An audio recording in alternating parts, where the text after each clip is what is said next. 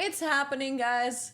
We're going to be reacting to a 50-minute long part 1 explanation video from Bricky. I was doing my best to try to look for anything that was in 50 minutes, but it's happening. I don't know if I have the attention span for this, but Spawn. As someone who doesn't necessarily serve the Omnissiah, but someone who can appreciate them, you will not be getting my legs today, as I will be replacing them with various things depending on which faction we are currently talking about to add a little bit more context and possible comedy to whatever the hell I am currently doing. So, hello everybody, my name is Bricky, and this is going to... What is Warhammer 40,000? Well, the 40,000 starts off is the year 40,000, the 41st millennium. That's where it takes place, is in the year 40,000, 41,000 AD. You're already more knowledgeable. Let me read you a quote, first of many quotes in this video. It is the 41st millennium. For more than 100 years, the Emperor has sat immobile on the golden throne of Earth. He is the master of mankind by the will of the gods, and master of 1,000,000 worlds by the might of his inexhaustible armies. He is a rotting carcass, writhing invisibly with power from the dark age of technology. It's Emperor of mankind. A master emperor. He is the carrion lord of the Imperium, for whom 1,000 souls are sacrificed every day so that he may never truly die. To be a man in such times is to be amongst untold billions. Meanwhile, they don't know if he still exists. BT dubs, I remember that from the lore. It is to live in the cruelest and most bloody regime imaginable. These are the tales of those times. Forget the power of technology and science, for so much has been forgotten, never to be relearned. Forget the promise of progress and understanding, for in the grim, dark future, there is only war. There is no peace amongst the stars, only an eternity of carnage and slaughter, and the laughter of thirsting gods. Everything blows. And it blows fucking hard. Warhammer is probably the most dark and depressing universes ever in fiction, or at least like top 3. Everything is so absurdly horrible, destructive, or overpowered that it all kind of ends up canceling itself out. It's like Dota. War rages across the galaxy. Interstellar travel is only possible due to sacrificing 1,000 souls a day to a rotting carcass of a man who you believe to be your god. Demonic gods and just demons tear open the fabric of reality on a whim. Other Xenos. So I guess it's not every thrones, just that one. Gotcha. How do other people navigate with the help of the Psychers then? Or their own version of Psychers? Or even other humans end up killing each other in untold billions across the galaxy. It is a time of unending war, slaughter, and a bloodbath amongst everybody. Planets are deemed unrecoverable and are completely destroyed on a whim. Everything sucks, but that's like the charm of it. See, everything in Warhammer is evil, but being evil is kind of fun. Like, humanity, in its own right, is a xenophobic, prejudice, and religious zealot group that kill each other just as much as they kill all of their enemies. And they're like mid to high tier evil on the evil scale of Warhammer. Nobody is good. No matter who you are, everyone is some flavor, some color of evil. Whoever you pick, you are going to... Oh, which one was it earlier? The Dark Angels. Was it the Dark Angels? No, it was the Space Marines. Oh shit, wait, hold on. So they are not all Space Marines. Fuck. To be the bad guy. But that's the fun of it. Because being the bad...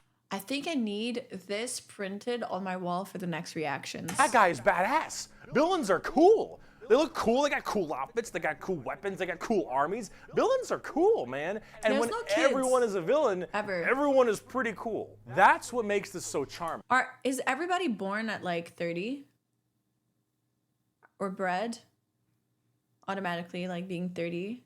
What's the life expectancy in Warhammer world? Is that everyone can be the bad guy. So let's start off talking about the main bad guy, quote unquote, the Imperium of Man. His hair, whack. His gear, whack.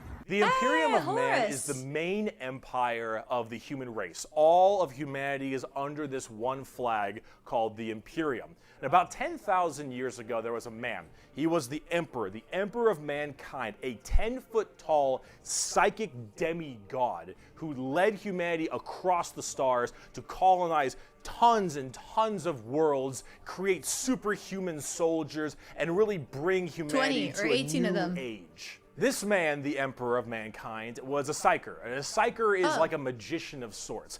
In the world of 40k, there is the warp, the immaterium. Oh, kind that's of like, the one.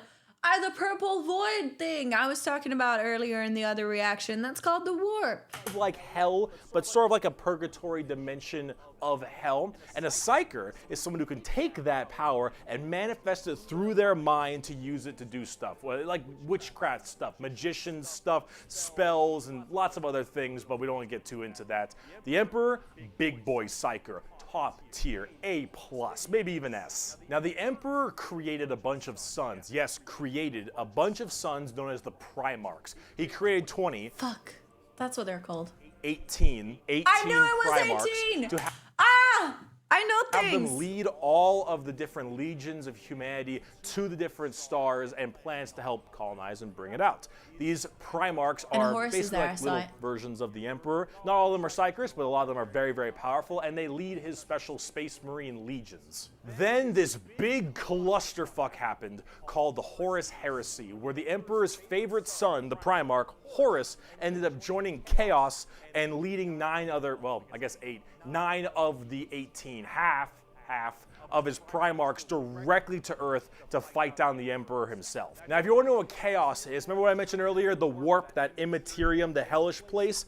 In there relies the 4 Chaos gods. Imagine like Satan and 3 other Satans. Okay. The warp being kind of evil, those Chaos gods, that's the reason. And so those Chaos gods manipulated Horus, and then Horus helped manipulate all 8 other Primarchs to lead this giant coup directly on the Emperor on Earth. And they fucked up shit. After this huge civil war, Horus died, but not before brutally wounding the Emperor. And right at the end of his life, they put the Emperor on this large golden throne on Earth, in which he is now alive, just barely, but slowly rotting away, powering something called the Astronomicon, so long as he stays alive, and is fed 1,000 people a day. The Astronomicon is like the North Star. If you want to do interstellar travel in 40k, you need to pass through that demonic warp I mentioned earlier. But how do you know where you're going? Well, the Emperor is there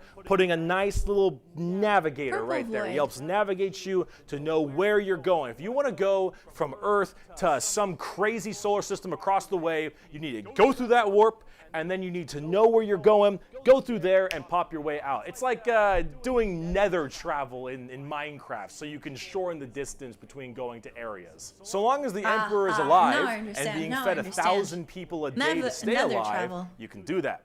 The moment he dies, interstellar travel's gone for all of humanity.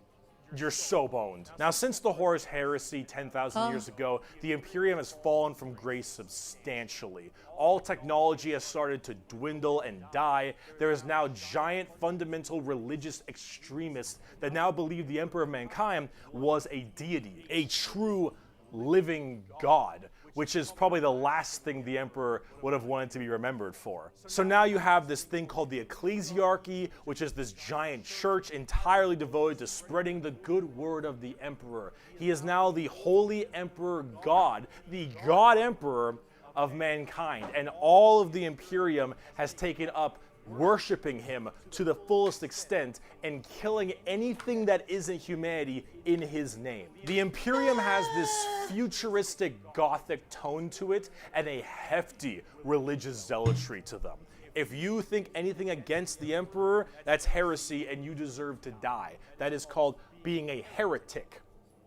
Heretics die in 40k. There is no such thing as freedom of religion. There is no such thing as freedom of speech, so long as you are against the Emperor. There is no such thing as any kind of tolerance. Everyone is a religious zealot. Some more than others, but no matter what, you're preaching that good word. So right now, Everyone in humanity is trying to I expand their see. empire across the stars. If you are a heretic, someone who doesn't believe in the Emperor, you are deserving of death. If you believe in the Chaos Gods, you are also a heretic and you deserve death. They If you are an exist. alien race of any kind, you are a filthy Xenos and you deserve death as well. So long as Right. the murder continues and humanity expands, the Imperium of Man is very, very happy.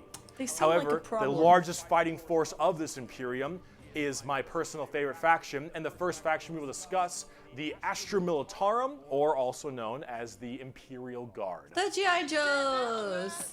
You finished? That's it, man. Game over, man. The Imperial Guard is the main fighting force of the Imperium, and in a world of horrifying creatures, I'm gonna have to find like images for me to remember all this, and then every time I mention in the future, whenever I react to something Warhammer, you'll have to come and watch this video to like know what the fuck I'm talking about. Good luck. galactic monstrosities, the literal demons themselves breaking through the fabric of time to kill you, the Imperial Guard are untold billions of regular men and women wearing modern day like flak armor with a laser rifle. This is the humble las gun, the main weapon of the Imperial Guard. It fires superheated plasma lasers at an extremely fast fire rate. It is reliable, never jams. It can blow off limbs, giant holes in concrete. It is overall Come here. an extremely devastating weapon in modern day. It is one of the weakest in the 40k universe. Yeah, a laser rifle that never jams, it could blow off limbs, one of the weakest weapons. That's the world we're in right now. But who cares? Because the Imperial Guard has, in each battle, 500,000 of these men and women. 30,000 large armored tanks, 10,000 artillery batteries. The Imperial Guard wins through sheer numbers and firepower. They kind of have this World War I, World War II style aesthetic with legions of guardsmen as well as high company commanders and generals on the field along with them, and multiple kinds of troops. A normal Imperial Guard battle starts off with artillery, long lines of artillery, cracking the crust of the planet underneath the enemy's feet. And as this barrage continues, hundreds of thousands of guardsmen, a sea of guardsmen surges forward, firing and charging at everything possible while the planet rumbles as tanks roll up behind them. Gunships block out the sun and tanks block out the dirt with the steps and hoofprints of millions of guards. I can't pay attention with you just being around, honey. Sorry, guys. This is Salem. Salem just saw that I was very focused on something and decided to come and distract me. Pumpkin juice. Stop. I will be right back and put all of this away so we don't get distracted by this little devil. Hello, my little stinker. As tanks roll up behind them. Gunships block out the sun and tanks block out the dirt with the steps and hoofprints of millions of guardsmen. It is through numbers and sheer sundering firepower. They are the first and last line of defense for the Imperium and make up a huge bulk of the battles. First and the Imperial last. Guard is also made up of tons of different kinds of regiments. The Catachin jungle fighters live in a death world that's more Where do they hospitable come than almost from? any firefight they'll ever get into. Where are the So they just ladies? have this steroid-looking, giant knife, Rambo Are they all predator-looking sons of twins? bitches, where nothing is anywhere near brothers? as scary as a simple night on their home planet. You have the Valhallan winter soldiers who haven't felt their toes in 300 years, the Mordian Iron Guard, who are more interested in making their Are they shoes clones? shine than actually fighting a battle. And then, of course, the big one, the Cadians from Cadia. The biggest export of guardsmen in the entirety of the Imperium. You will fire your first gun at 5. You will disassemble and reassemble it at 10. So they do have kids. Where do they get trained? Sorry, I have a hang now. Where do they get trained? Where do they get? Where's the breedery? What happened to this guy at the back? Where's his mouth?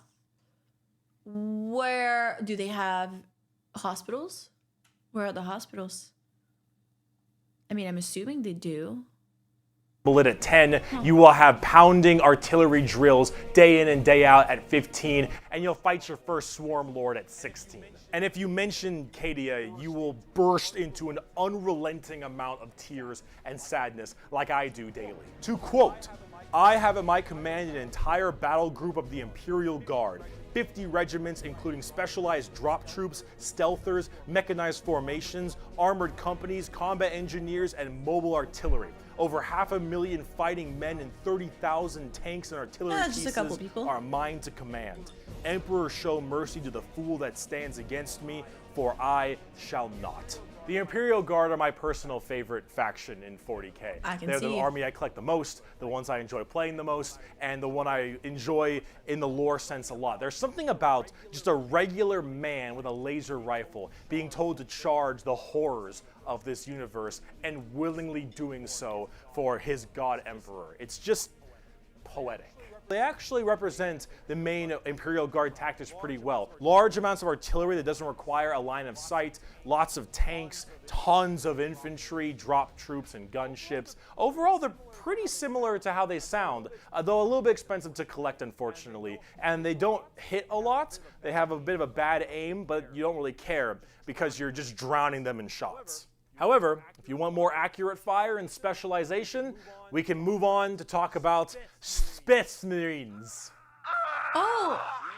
The Angels of Death are up next. Space Marines are genetically engineered super soldiers and superhumans. They're given extra organs, their skin tissue is toughened, their bones are stronger, they're taller than the average person. They're pretty massive people, and these are the specialized super soldiers that carry out a lot of the more specific tasks for the Imperium. And there's tons of legions of them. In fact, there's one per Primarch. Each Primarch, the Emperor's son, as I mentioned before, oversees their legion of Space Marines. The genetic upgrade they get is based on the genes of said Primarch. It's something called a gene seed. That's what brings them up to this like superhuman level. As stated, each Primarch has their own legion. Robot Girly Man has the Ultramarines, Jagatai Khan has the White Scars, Rogel Dorn has the Imperial Fists, Corvus Corax has the Raven Guard, and there's a whole bunch of other side sections that are also extremely interesting and have a little bit more of a twist on the average Space Marines, which we will discuss in a bit. Curiously enough, I don't have a whole lot to say about Space Marines. They're superhumanly fast. In fact, it's been said that nothing that large should move that quick. These men in power armor moving at blazing fast speeds, their reflexes are faster, their skin is tougher. They are overall just extremely powerful soldiers. In fact, where they differ comes down to which Space Marine Legion we're talking about. For instance, the Ultramarines done by Robot Gilliman are the main blue boys, strong in almost every way, the jack of all trades kind of group that are a little bit too strong, and that's a lore problem, but Caesar, the White Scars by Jagatai Khan are all about speed freaks, go fast. We're talking attack bikes, we're talking land speeders. You want to go in quick, you want to hit them hard, you want them to be swarming around like buzzflies, buzzsaws, with the speed of buzzsaws.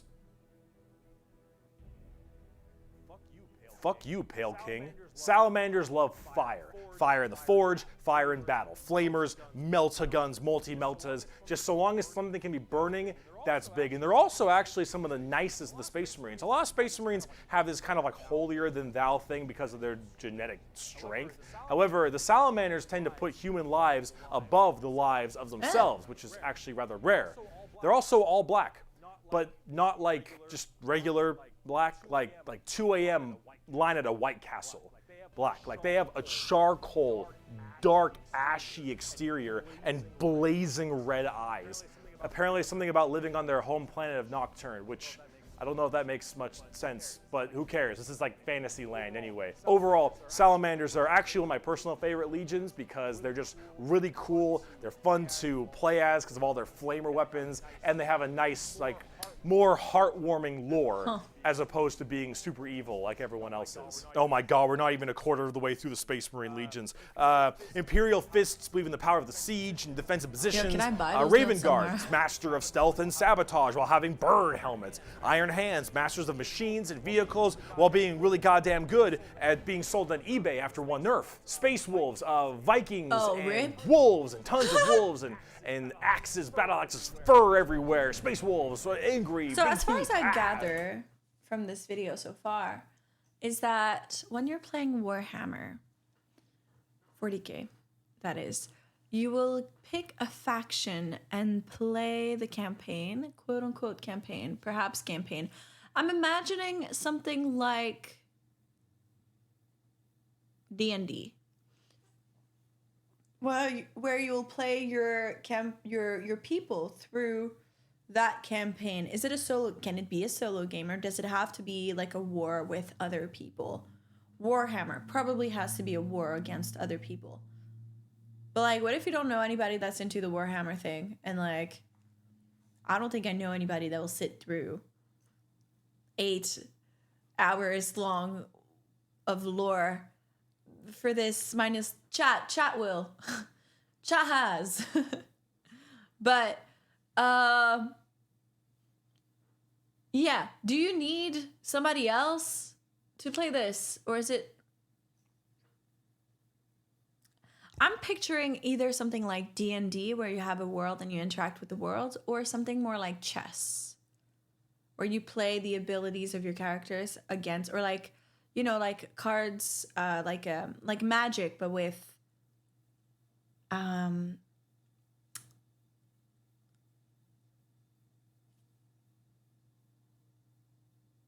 figurines, I guess. I don't know. Blood angels, the genetic defect to make them want to drink blood and go crazy, called the red thirst. You are. They have cupid wings and stuff, which is a little bit strange, and they are all super gay for Sanguinius. Dark angels are old school knights and inner circle theme, and... Are you a heretic? Me? No, never. Once in a blue moon, I know.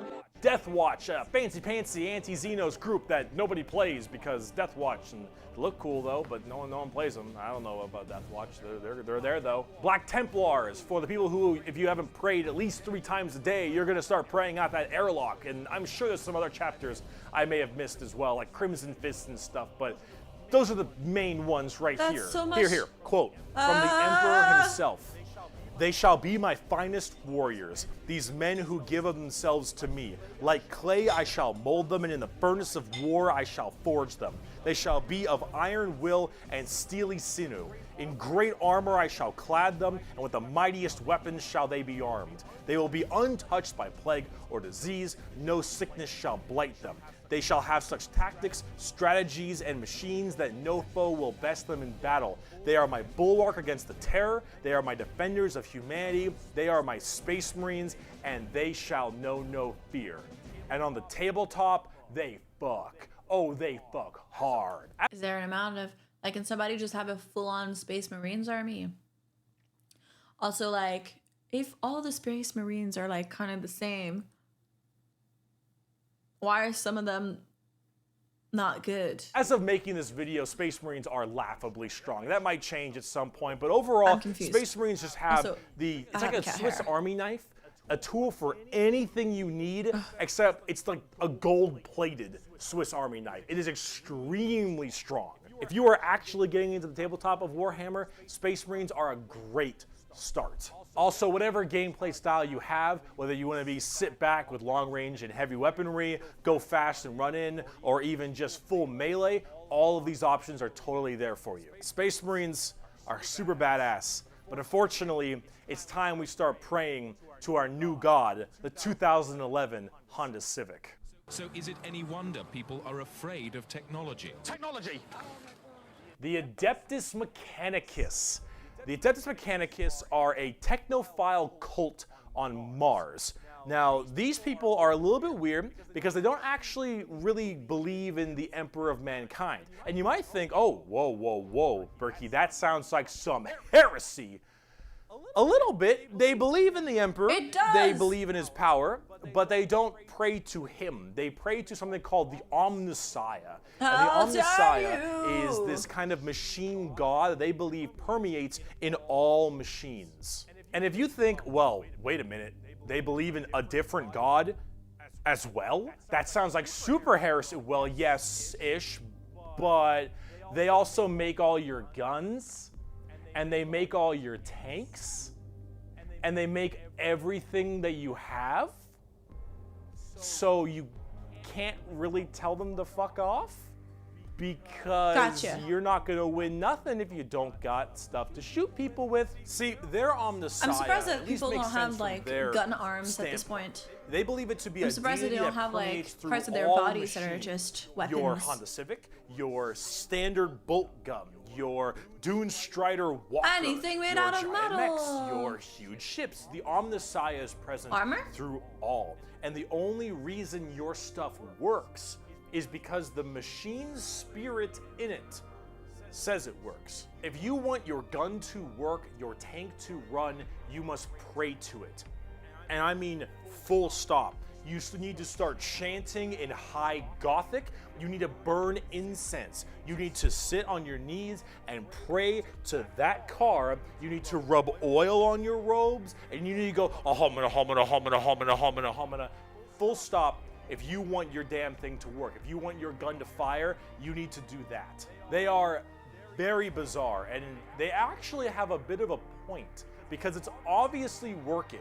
And if you look at them, I don't know how that works, so they obviously know something about what they're doing. The most notable member of the Adeptus Mechanicus is Archmagos, Magos, whatever, Belisarius Call. Look at this dude. Look at this dude. Yeah. This is the group we're talking about. These are these weirdos. Here, the Omnissiah Creed. The credo, Omnissiah. There is no truth in flesh, only betrayal. There is no strength in flesh, only weakness. There is no constancy in flesh, only decay. There is no certainty in flesh, but death. Flesh is weakness, flesh is death. The Omnissiah is the god of the machines, and if you wish to be whole, if you wish to be holy, if you wish to give unto him, you must saw down your limbs and remove your organs and replace them with mechanical parts, because that is what he wants, and that is how you will become enlightened. Hard technophiles mixed with religious extremism. Adeptus Mechanicus. Now for their army side of things, But then you gotta pray to your limbs to work. And you have to pray to anything that's mechanic. So like, do Space Marines pray to their guns as well? Or have they been prayed for previously by Mechanicus, Pneumaticus? Mechanize? Mechanicus? These guys. Or like, you just gotta pray once and then that's it? Like, the prayer carries over? they are with the Skitarii. The Skitarii operate with very bizarre weaponry and lots of different kinds of vehicles, tanks, and different people in between. They're very Why weird. are these people not taking over the world then if they are making all the weapons and they're basically OP? Because, like, what if they just go like, yeah, no, fuck you, I'm not going to give you guns, not going to give you tanks, not going to give you any of that. Then nobody would have anything to defend themselves with. Why don't they just make, like, everybody go like, you know what, bow to my God. I'm not going to bow to your God. Bow to my God. Kill your limbs. Get rid of your leg. Get some weird laser pew-pew things instead of your legs and pray to it and it'll work. And in fact, quite effective both in the real game and in the lore, weaponry and gear. Overall, as an army on the tabletop, they're very weird and have a whole bunch of different shenanigans, but if you like kind of that quirky, wacky techno thing, I'd give them a pickup. Hell, they're so paranoid, I gotta keep going. They're so paranoid and crazy. These Dune Striders you see right here, one guy was able to make them work. One guy, and he died. And they're so scared they'll never work again that they keep them on and they never turn them off, and they run around in a circle the whole time until they need them, and then they corral it and they go into battle. Yep.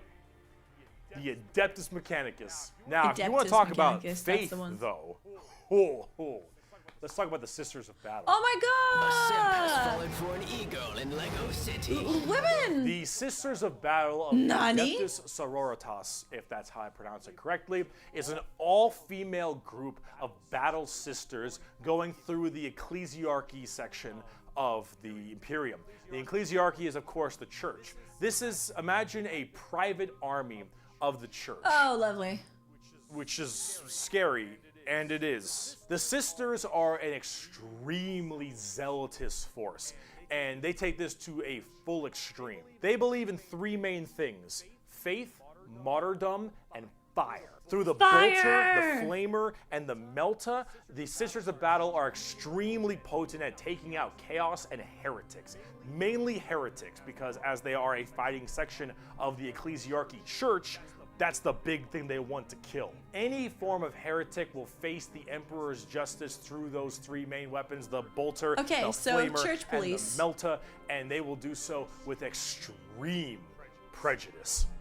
Literally. They are the closest things we have to nuns in space. And I'm talking hardcore nuns. They carry holy fire on their backs. They have holy books and sigils all across their armor. That's actually their insane. Main battle tank is a fucking pipe Space organ nuns. missile launcher. They have small babies that they have removed their brain capacity to make them little servant cherubs to fly around and give them ammunition and shit.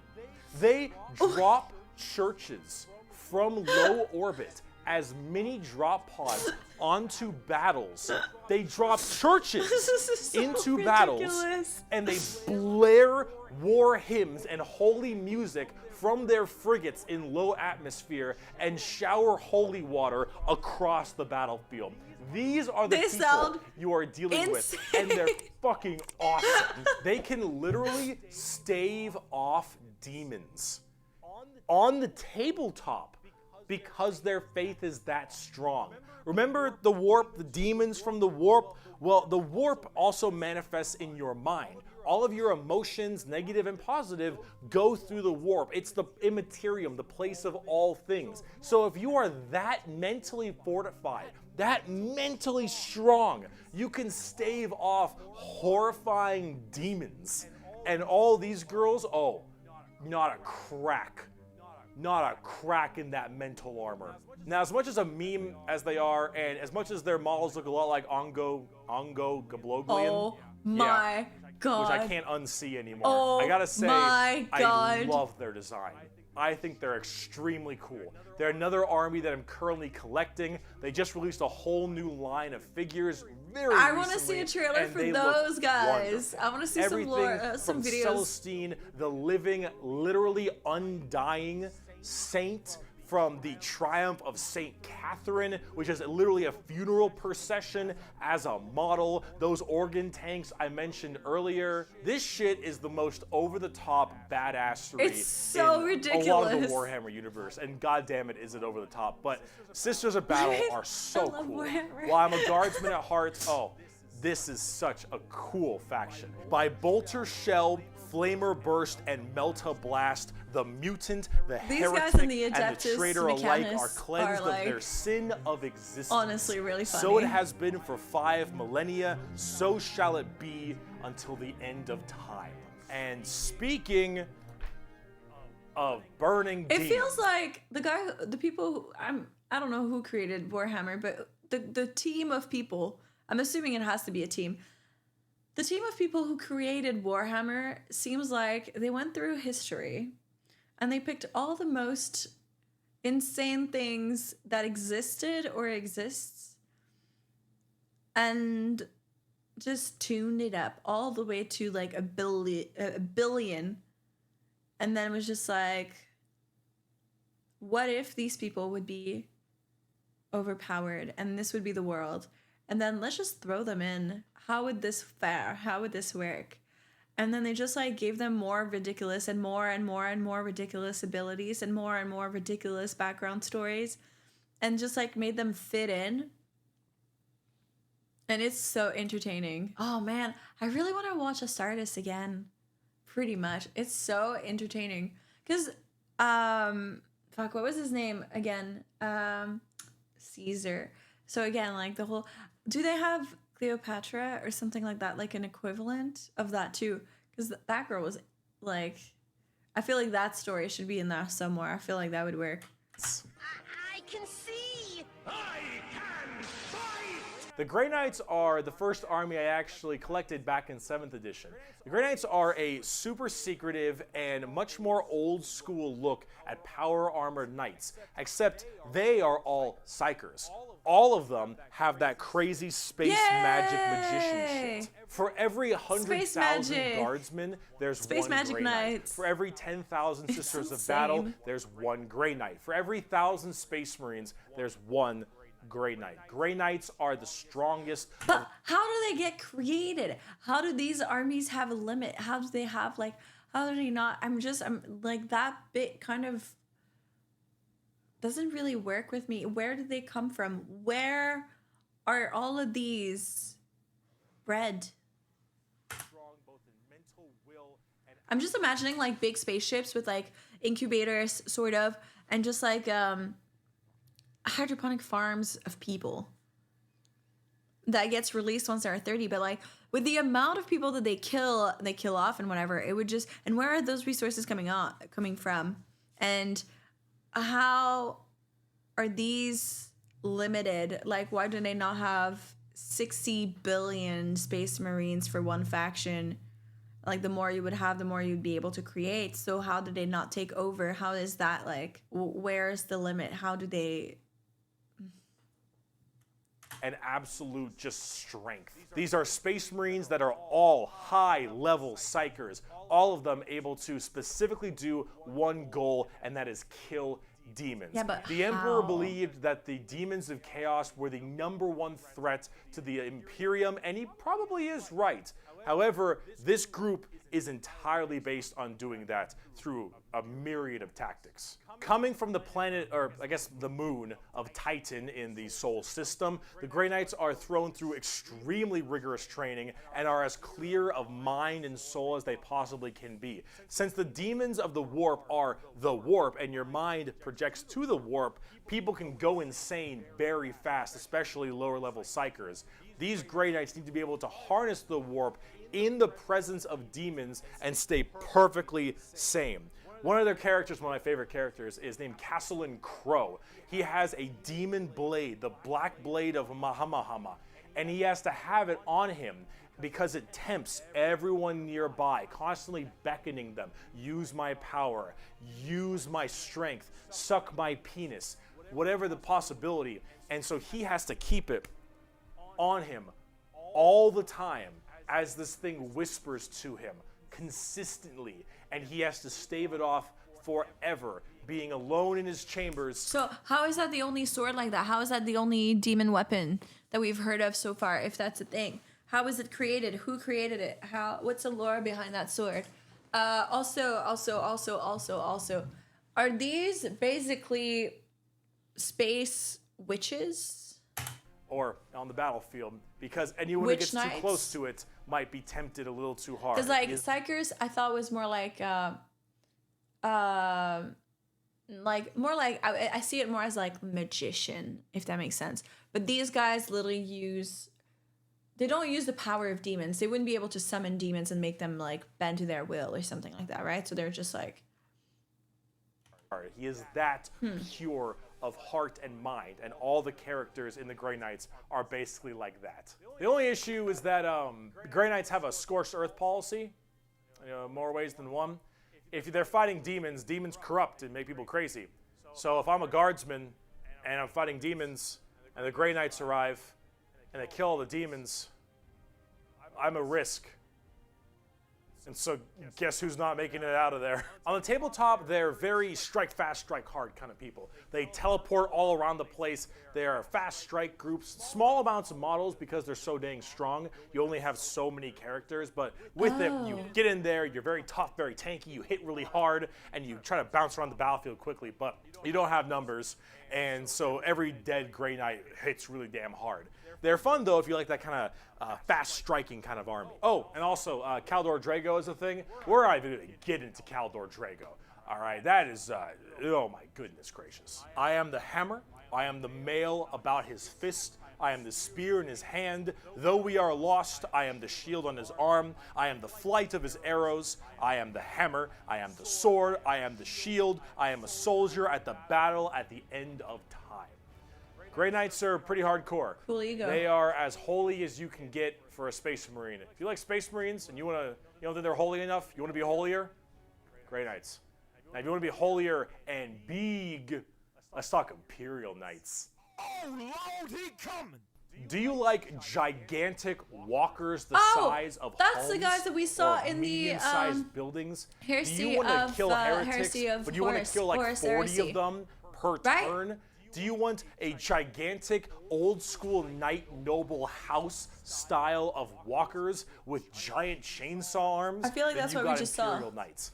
Imperial Knights, it's not a whole lot to talk about them because they're just gigantic walkers, but they have this old school like. And I'm assuming house every feel to them. faction like, has literally, them. Like they're houses. Each Imperial Knight comes from a house, and each of them act in their own special way. These behemoth of walkers also destroy almost everything in their path, killing full swaths of squads in a couple shots, stepping on legions of troops. Like, these things do not mess around, and they look so cool. Imperial Knights and Chaos Knights, actually, for that matter, don't have a whole lot to discuss. They're just super big, heavy walkers, and they look different depending on your house or Chaos God you currently believe in.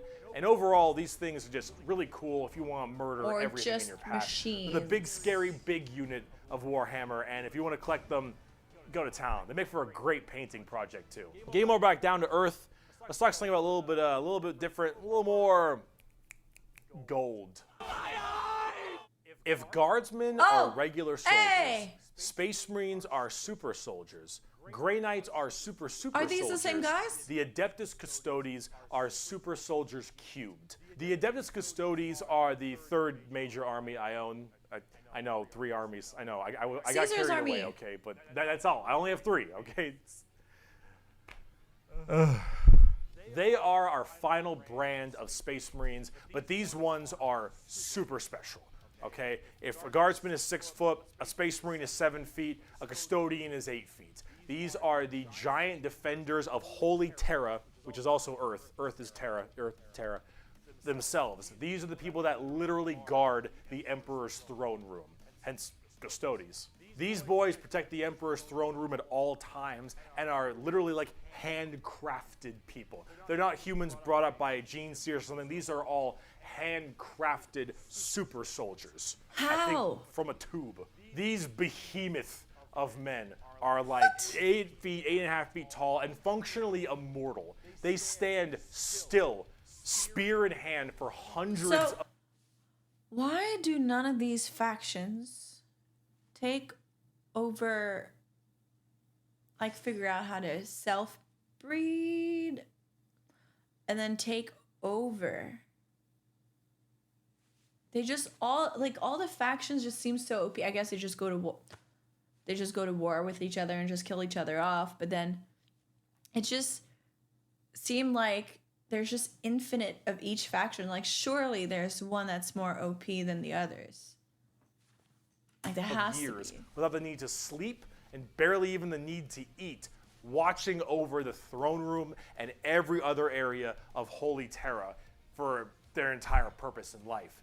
And oh my lord, are they terrifying. These custodians put Space Marines to shame. If you liked your super soldiers, these are your super mega soldiers. One of these men can take on probably 3 Space Marines and most likely win. There are many different groups of custodians as well, like the Solar Watch, or there's also one of my personal favorite, the Aquilan Shield.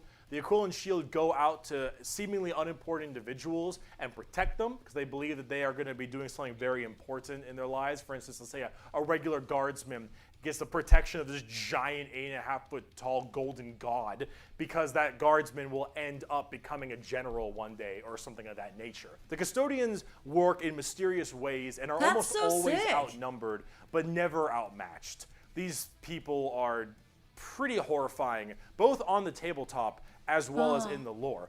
There are very few of them, however, and there's actually an extremely small amount of them. But that's kind of the point. There's only so many of these people that can have war gear this strong, weapons this powerful, and training this good. And the custodians have all 3 of it. For 100 years, I stood my watch amidst the somber shadows of the Sanctum Imperialis. This guy I was still insane. as a statue, but always ready. Private always security. attuned to dangers unseen. Days, months, years passed by in a frenzied blur beyond Sorry, those guys, I walls. have to have Yet some within, broth. little moved and nothing changed. I'm so For hungry. 100 years, I did not but wait. Yet had any threat appeared, I would have struck it down in a heartbeat. For 100 years, I stood my watch, and as it ends, I can tell you this: patience is a weapon. Okay, the I think custodians are the top dogs of these the Imperium, guys- and they hurt just that. That's just like, they're just like, yes, I can see your future. You'll become a general. Therefore, I'll protect you forever. And then the space nuns, these two ones. I mean, the space nuns just dropping churches and just like they're hilarious. And like the cherubs, the brainless cherubs that are just like taking over the world and just like the organ machines and whatever. The space nuns were hilarious. And then these guys also, I really like both of them. I really like the lore for both of them so Just far. that same way. Though I do want to discuss a little bit about the Sisters of Silence before we More get out of here. 'Cause the sisters. Sisters of Silence I also have a few of, and they're really fun, but they don't get enough attention. These kind of bald plume ladies are a whole group of pariahs, or also known as blanks. We'll be referring to them as blanks from now on.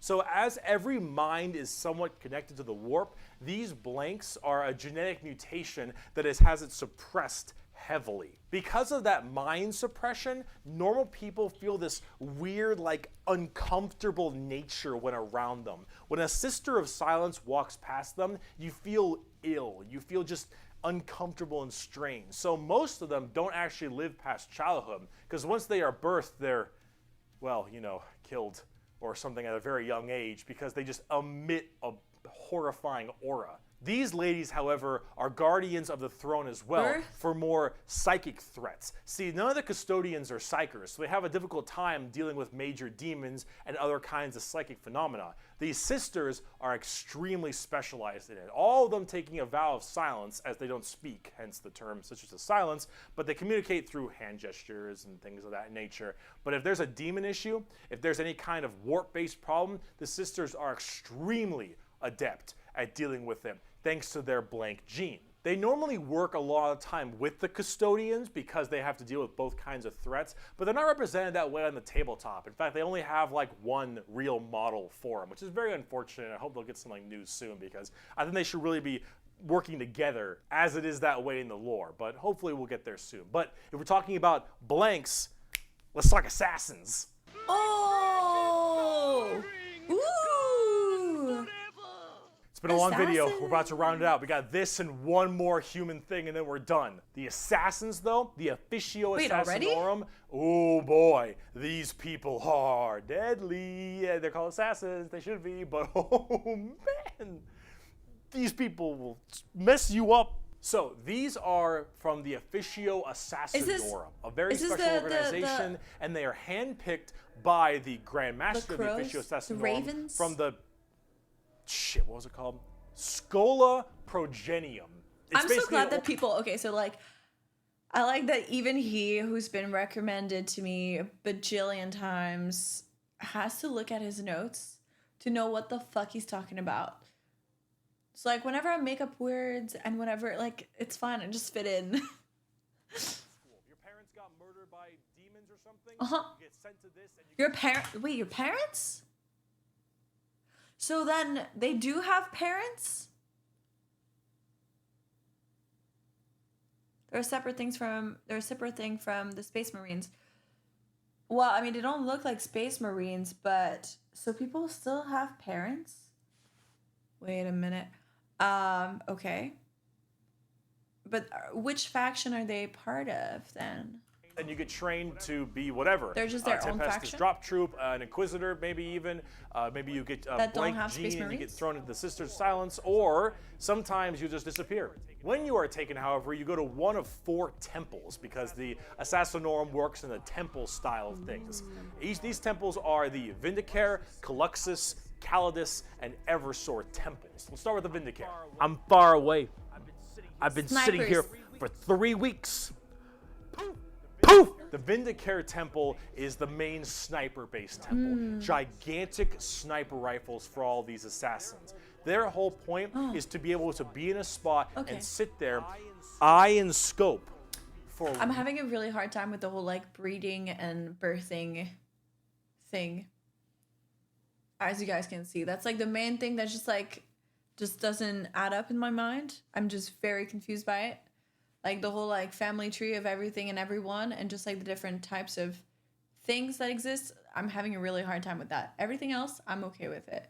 But that particular piece of lore just makes very little sense to me. I think I need that explained on its own. So if you guys have recommendations for videos and stuff like that, just post it on the YouTube, not here, not in the chat, but in the YouTube comments when that video comes out, and then I'll go watch it. Genetically and surgically altered humans, but by whom? How are they created? Who breeds them? Do they have, I mean, I'm assuming, so like two babies, but then is there like regular babies as well? And if so, like who mates together and how? And where do they live? And what, like, are there farmers and things like that? Because then they need to eat, and what do they eat? What do people eat? Do you see what I mean? You see why I'm confused? There's like the whole like normal aspect of things that just doesn't really, like, these are all warriors, but what about quote unquote farmers? What about quote unquote scientists, quote unquote anything else you would need? Weeks waiting for their perfect target, taking people out from literal miles away after extremely long time periods. The Vindicare Temple is about precise, perfect aim. There have been reports of Vindicares being able to single out particular body parts from over 2-3 miles away. Temples in the head, the jugular, for instance, and been sitting there after weeks. And when they're ready, take that shot, time is done, packs them up. The Calidus Temple, however, is a lot more about shape-shifting and deviant art. It's mostly a female-based one, or at least it seems to be, and this allows a lot of body augmentation for certain individuals to be able to They look like the Silence transmorph sisters, themselves or the Sister and of Silence. infiltrate areas that are problems. These assassins will end up taking missions that take them years, 2-3 years, to infiltrate a heretical group and slowly work their way up, just to get enough time to put a bullet into the main target's head. Damn. And then escape unharmed. Or become the main target and sabotage it from within. These are all completely about deception, mind tricks, polymorphing, and everything in between. And lots of drawings. Lots of drawings. The Eversor Temple. Just kind of disturbing one. The Eversor Temple is about when you don't want anything to come back alive, friend or foe. You want it all dead. Oh. An Eversor is psychogenically conditioned with just psychotherapy and psychological torture to only feel violence, hatred, and anger. It does the Clockwork Orange style of thing of just making you forced to watch never-ending pain and misery and psycho conditioning, I guess is the term. And then they pump you full of tons of psychedelic drugs and they cryo-freeze you. And then they drop you in an area where they just want to make sure everything is dead. And then you defrost, full of just all this insane, mind-boggling psychotherapy and psychedelic drugs. Your parents died and then you get sent out. Yeah, if you don't really care not if lucky. anyone comes back alive. You're like, all right, lost cause. Send them in. Finally, there's the most bizarre temple, the Caluxus Temple. That wasn't the most bizarre Caluxus one? assassins are feared even among the other temples. Oh? So that blank gene, the people will go to the Caluxus Temple with this as well. And this is where they can harness that to be massively anti-psyker or even just anti-regular people. They are seen with extreme fear and distrust among many, many people. They are described by the Eldar by quote as being pure evil. Imagine that uncomfortable feeling from that blank gene I mentioned, and then imagine them being taught and given equipment to amplify it by 100. If normally regular people feel uncomfortable, now they are basically akin to being a siren wailing directly But in your who ear. would hire and these if you're guys? a psyker, Oh no, the sheer presence of a Caluxus assassin is enough for you to tear your skin off. You will rather gouge your eyes out and rip your nails off than even being near this person. The Caluxus assassin is when you want psychers I know to people like literally that. lose their minds, and they will go on their knees and ask you to gun them down because it is a suitable choice over being anywhere near you. The motto of that temple is, "That which is unknown and unseen commands the greatest fear." Now, for the tabletop, assassins aren't that special. You can call them in no matter what Imperium faction you are, and they do a lot of work for themselves, but at the same time, they're very specialized and require a lot of finesse.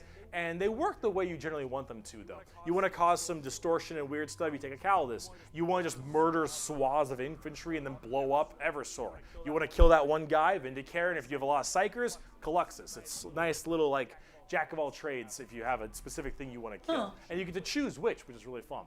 But now, let's talk about the last human faction. We can round this video I out keep before we forgetting do that part it's like two. a tabletop. The Inquisition. This is a lore for a We have tabletop a lot game. to talk. So like, not just like the lore of the actual world, but just like it sets up that tabletop game, which is insane. Talk about with them. On the subject of heresy! Oh boy. Where do I even begin with the Inquisition? Take every secret police you can think of. The KGB, the Gestapo, the CIA, FBI, any of these kinds of people. And then mark it up by about 10 and give them the most power in the entire Imperium. No, you know what? How about this? This right here, it's not just a quote. This is the imperial motto, the motto of the Inquisition. I apologize for my bad pronunciation. Innocentia nihil probat. Innocence proves nothing. The most powerful organization in the Imperium, the secret police, their number one motto is innocence proves nothing. I The see. Inquisition goes around like I'm glad the this secret is a police, game or and like not real life. detectives, to find issues in the Imperium. And they have different ordos depending on which one we're talking about. The Ordo Hereticus, the Ordo Xenos, the Ordo Malleus, for instance, and a whole bunch of other ones. Hereticus is obvious, they deal with heretics. Xenos tries to find alien threats, and Malleus is demons. They all have different specializations in what they're trying to go for as this Inquisitor. And that's what they're called, Inquisitors. Each of them, as an Inquisitor, has their own free reign. How does to do one as become an they wish. Inquisitor? They may have a ship and a crew, and they go out to find problems. What are and their interrogate crews people. called? A lot. They are above the law in every department over Space Marines. Now, the Space Marines might argue against them and stuff, and there might be a lot of blowback, but technically they are above them as Inquisitors. They are looking to investigate and figure out coups and cults and demonic incursions and possible Xenos issues like gene stealers or a new threat coming into an area. They're about learning that stuff and actually doing detective work. And memes aside, they're pretty good at it. The Inquisition having all of this power does make them a little bit power hungry and frantic sometimes. And yes, it is still a bad thing, but most of them are pretty good at their job. And they spend a lot of time being very diligent to make sure that all of these leads they follow are proper and correct. They're basically space detectives with just enormous power and sometimes a bit of a power complex. And we haven't even talked about Exterminatus yet. Exterminatus is deeming a planet unfit to be saved. I deem that this planet is demon infested and taking it back will cost too many resources and is not worth it. I have now committed Exterminatus on this planet. I will now sign the death warrant of an entire Imperium planet as it is unfit But nobody to lives take on the planet, and better to be destroyed they said. than allow the enemy to hold it. This can mean saturation bombardment. This can mean cracking the planet's core and breaking it apart. Doesn't matter. Render this planet inhospitable to all life. I see. Yes, the innocence proves nothing people are the only people who can choose this planet must die in its entirety. Says who? Yeah, you're playing the villain. Now, it is memed a lot, but most Inquisitors are very rare to do Exterminatus. Exterminatus is a very crazy thing. There's only so many worlds that you don't want to destroy all of them. Now, naturally, with the memes aside, there are some people who are a little bit rough on this one. But most Inquisitors generally don't like to do Exterminatus a ton, but it is an option they have. And it's a crazy option when you think about it. Secret Police Inquisition are unfortunately not represented on the tabletop very much. You generally kind of put one in your army if you feel like it. You have a couple special options there and some side content, but they're not really fleshed out very well, and personally they need a lot more stuff put in there, and they really need a lot more effort put into them, and they're not quite where I want them to be. Overall, the Inquisition makes for a lot of the best storytelling as well, because it's a little bit hard to talk about a big story of a whole bunch of Space Marines killing something, right? It's just a big battle story. It's not as interesting. Having that intrigue and that moral dilemma that an Inquisitor has makes for a lot better media. And honestly, the more people do it, I think it's better, because then it adds a little more humanity to the Warhammer horrible, horrible grim darkness. And wow, we just finished the humans, all right? Yay! Come back for part 2. Oh my god, that was just the Chaos humans. and Xenos. Oh wait, so they're humans, so I guess they just breed like normal humans. Oh my god. Okay, so we did part 1 of Bricky's Every Faction Explained. Not this week. I don't know when this video is going to be coming out, but like maybe about a week after we're going to do part 2. If you could answer some of my questions in the comments, that would be great. I do read everything. I respond to most things. If not, I'll just, read through. But that was a lot. But I think I'm not as overwhelmed with the lore as I was before. And surprisingly enough, I've actually retained a lot of information from the Emperor of Mankind last time. So that's good. And yeah, that was great. Thank you so much for the recommendation. Tons and tons of people recommended this one. So thanks, guys. And as always, don't forget to like, comment, subscribe, and ding ding. We did it, chat. Whoa, it didn't feel like an hour. It didn't feel like an hour at all. But I guess it was. So let's play some games.